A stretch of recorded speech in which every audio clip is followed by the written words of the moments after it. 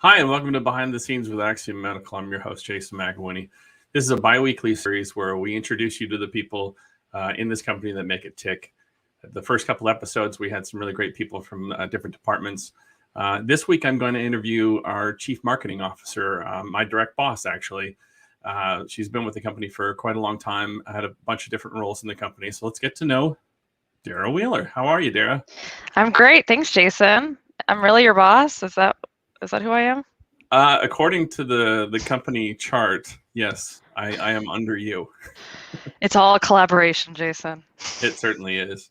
So you've been a constant contributor on our webinars and our live stream follow-ups, but I don't think we've had a deep dive into who you are, where you're from, and your history with the company. So I kind of want to introduce you and sort of get a back history from where you were born, where you grew up, how you ended up in Texas, and where exactly is American Samoa.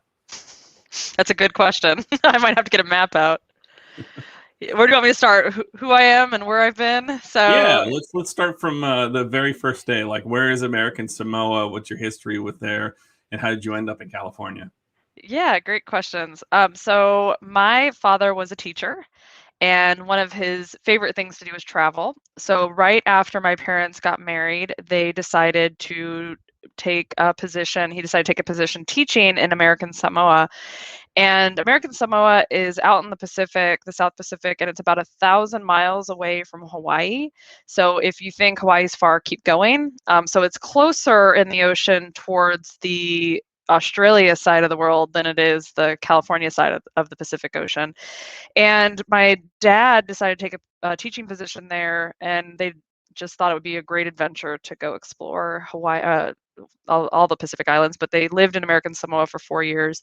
I was born, and they had me, and I ended up living in Samoa for a couple of years. And then my dad was originally from California, so he decided to come back and take a teaching position at the old high school that he went to school at. So we ended up coming back to Southern California, lived a little bit in Westminster, and then ended up buying a house in Long Beach, California, which we still own.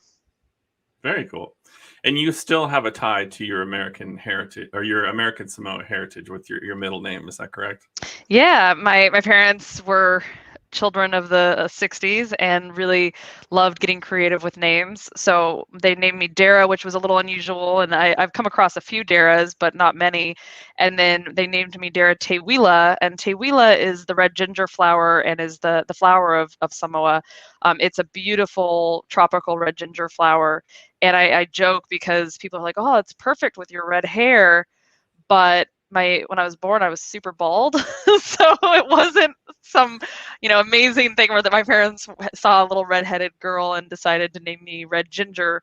But I think they had an inkling that I might be a redhead. My dad had a little red in his hair, and definitely even in my bald areas there were some little stubbins of red hair. So yeah, I've always loved it. It's a little unusual, and when I was in elementary school, it's always a little weird to explain to people what your name is and how to spell it. And then my sister got the very simple Danielle Rose, and so she got a very easy flower to spell and to speak about. I got a little bit more of a unique one, but she was only born in California. She wasn't born in the Pacific Islands anywhere. Well, having a unique name is something that I understand fully and completely. Having to spell my last name, which is an odd one to begin with, is something that I completely understand. So you lived in California for a while, for a number of years, and describe to us the progress that had you end up in Texas, in the Houston area. Yeah, I went to high school and college in California. I loved Southern California. I thought it was a wonderful place to grow up. Long Beach, especially, one of the most diverse cities in the world, much less in California. And it's a really interesting place to grow up.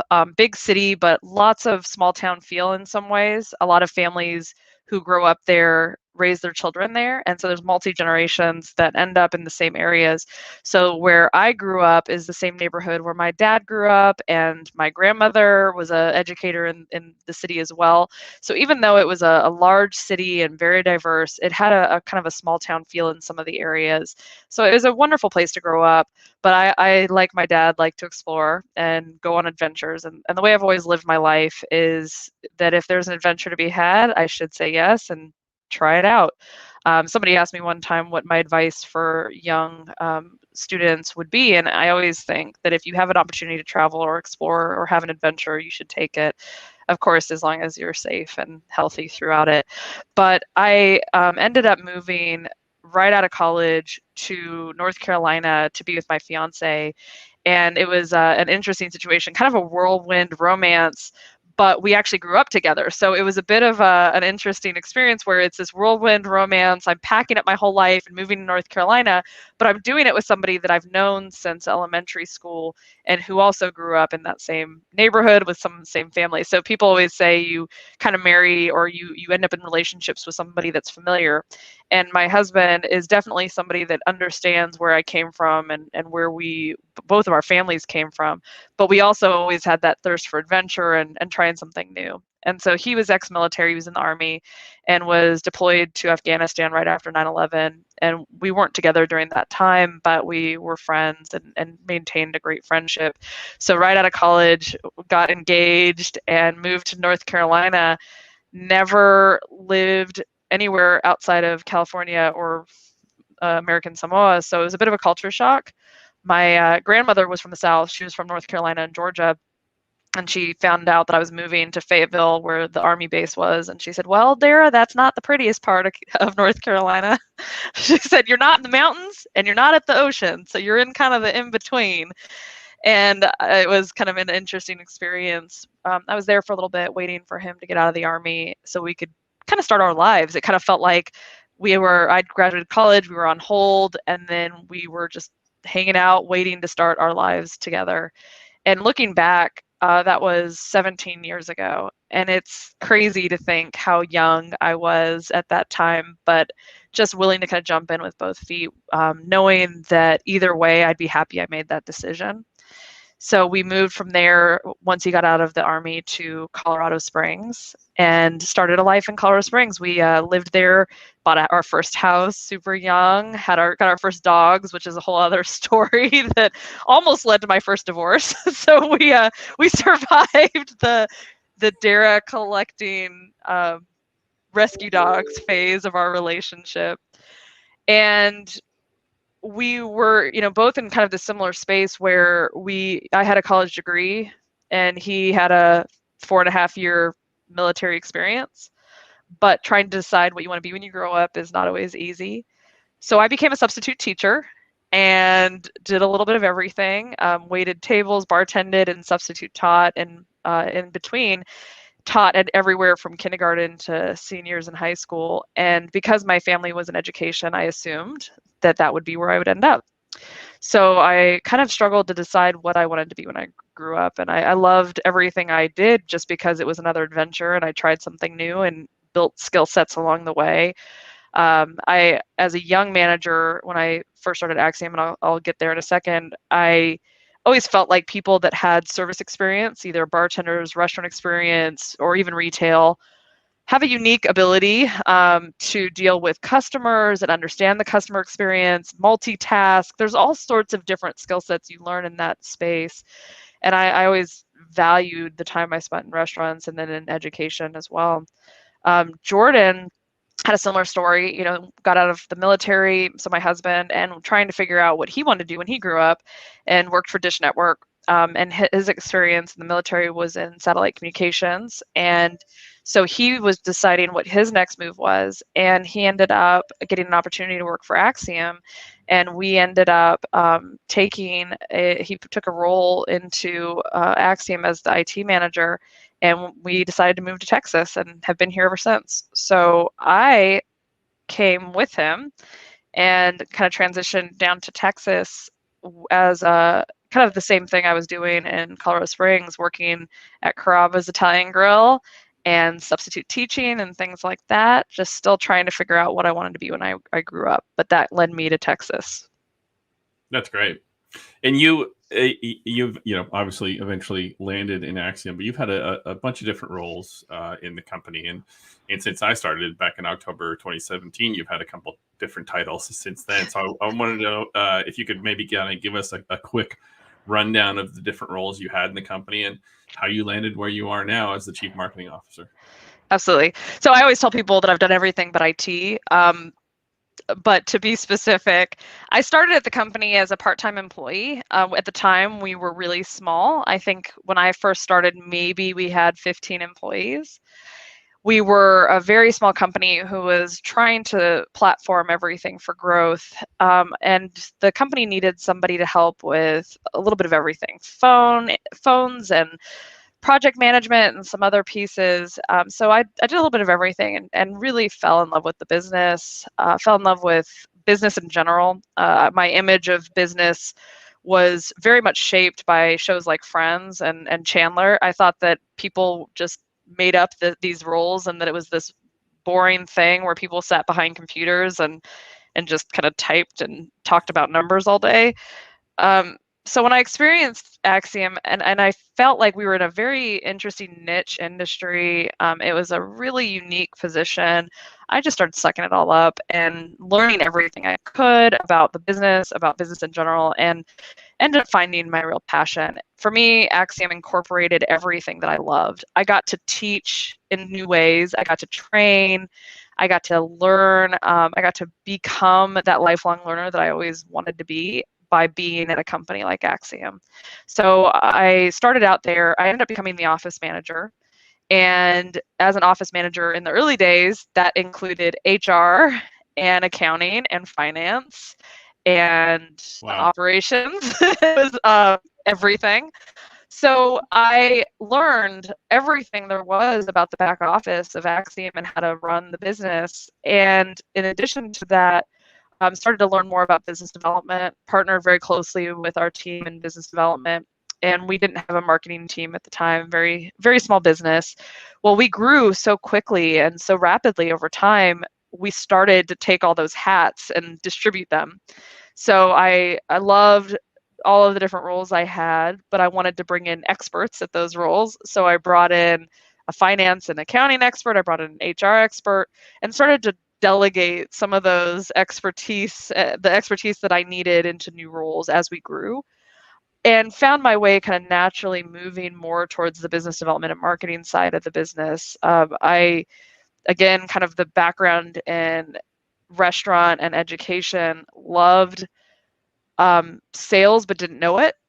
I always had same thing, an image of sales that was really incorrect. Thought it was the used car salesman image. And when I found out that as a passionate believer in what we do at Axiom, I became a natural salesperson. It was easy for me to jump into a sales role and a marketing role. And I started picking up expertise in that. So again, kind of that lifelong learner component of what I've always been and who I've always been. Went back to school, got a master's in business, and just kept adding to my own knowledge around how to lead a sales and marketing function within a business. And that has since led me over the years, and again, just kind of my love of adventure. If I get an opportunity, I take it and learn and grow and change. And so over the years, I've gotten many, many opportunities to do that and to learn various aspects of business. And now we're a business of 450. So it's just a different thing. So before, when we had one person managing multiple roles and hats, now we're in a place where we manage less hats, although workload is still high. My focus is now on the marketing and product side, which is just a blast. I love it. Being on the marketing team too, I completely agree. I love it as well. So let's back up a little bit. So you said you're a lifelong learner, and for people that aren't in the marketing department or the people that don't necessarily speak to you on a day-to-day basis, you are constantly reading. So what are you reading right now?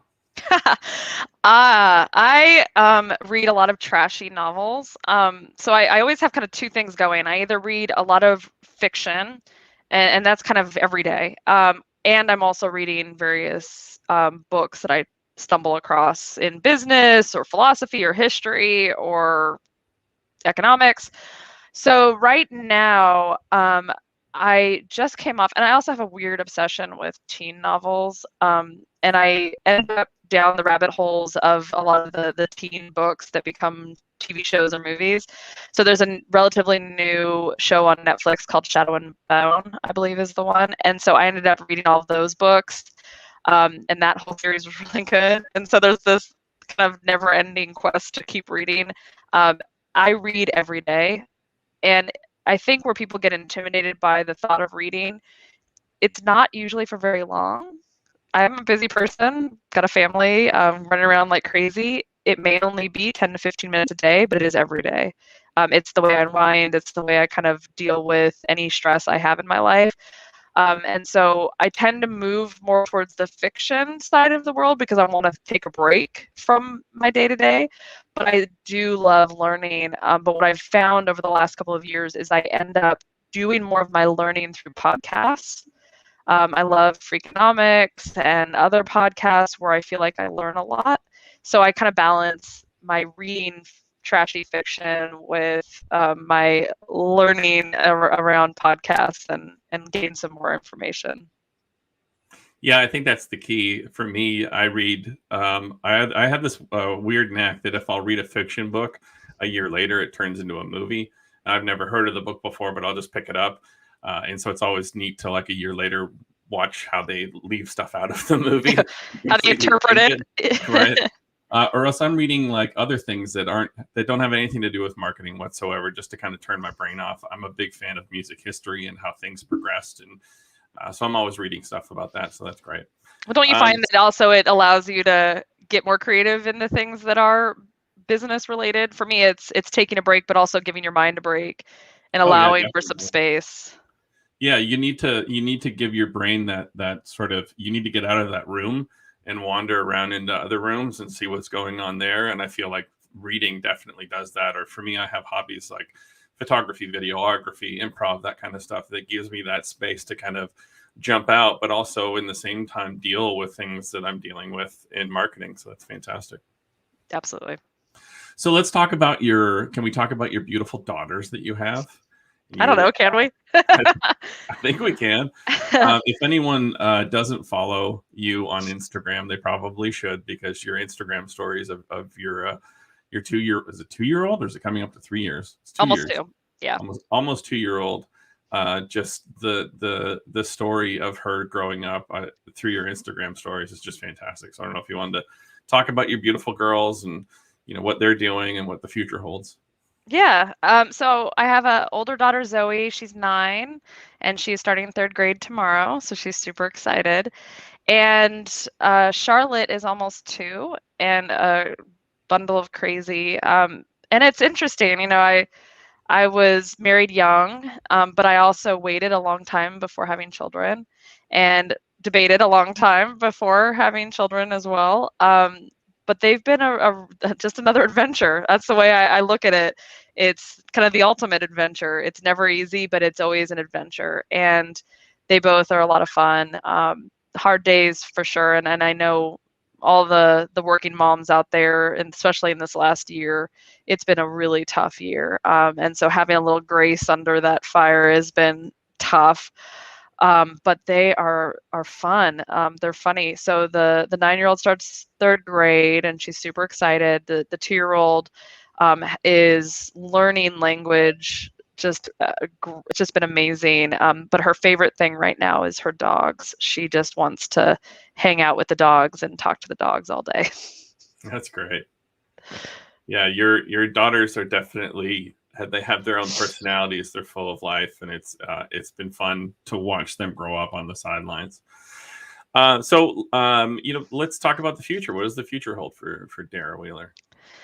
Yeah, I don't know. I'm actually kind of going through a lot to figure out what my future is. I think that this last year and a half of uncertainty has raised a lot of questions for a lot of people. I think that it's been an interesting opportunity for me to kind of take a step back and go, what are the things that I love? What do I want to keep in my life?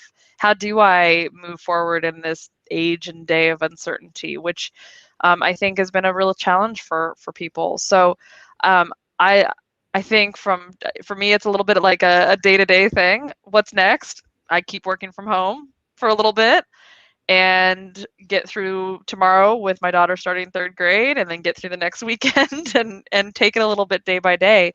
I as my team, and as you know, we have so many big things coming from a work related standpoint, really exciting things that I am just really ecstatic to work on. I think that we're in a place where not only are we in an industry that's been able to do something so well during this pandemic, but we've gotten ourselves in a place where we have some opportunities that are really exciting.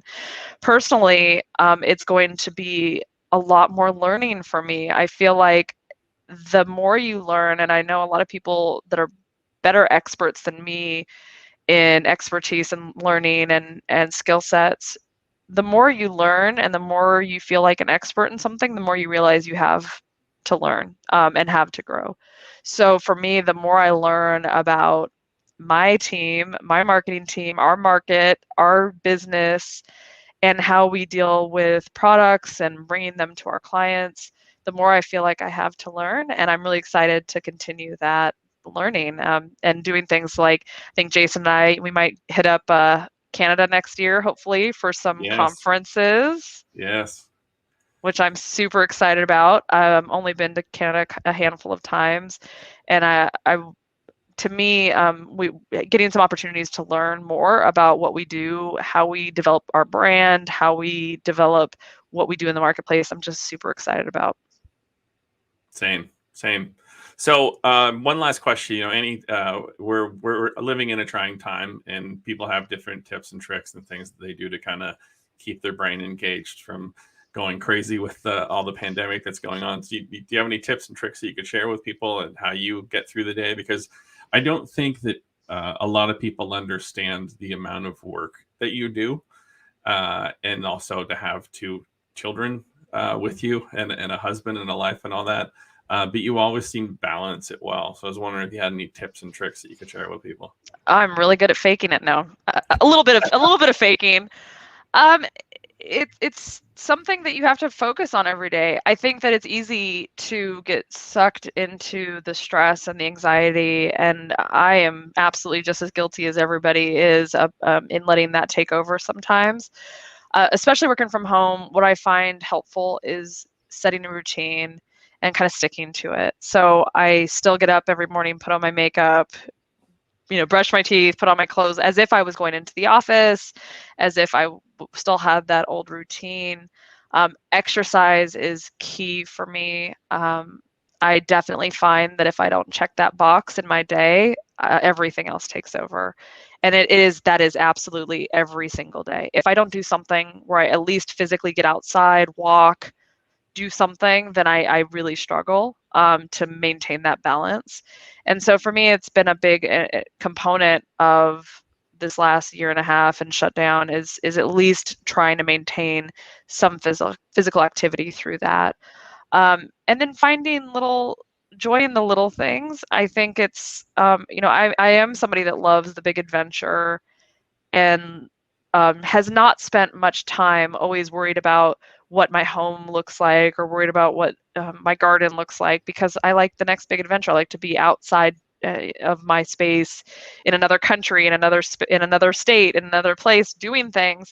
So this has forced me to kind of look internal a little bit and to find some joy in things like cooking dinner and listening to my podcast and just taking a step back and slowing down and trying to not always live in chaos, although I seem to invite living in chaos. I don't love drama in terms of interpersonal drama. I'm not a fan of it, but I do love a little bit of chaos because I do want that next adventure. So whether it's kind of internally developed chaos or some other chaos that's occurring, I thrive on that a little bit. And so it's trying to recognize that if something is not chaotic, it's probably a good thing. Maybe recognize some of the quiet moments instead of the chaotic ones. That's great. Yeah, chaos for me is a good thing because it breeds creativity. It Yeah. makes you uncomfortable. Before we leave, I just wanted to show a couple comments that we've got. the folks at Safe Call Now say, love what Axiom Medical does. And our host, our on 24, our webinar host, Holly Foxworth, says, we love our Dara Lou. Aw. So That's awesome. Just wanted to say thank you for coming, or for being here today and sharing your story. And we'll see everyone later. Thank you, Jason. Bye.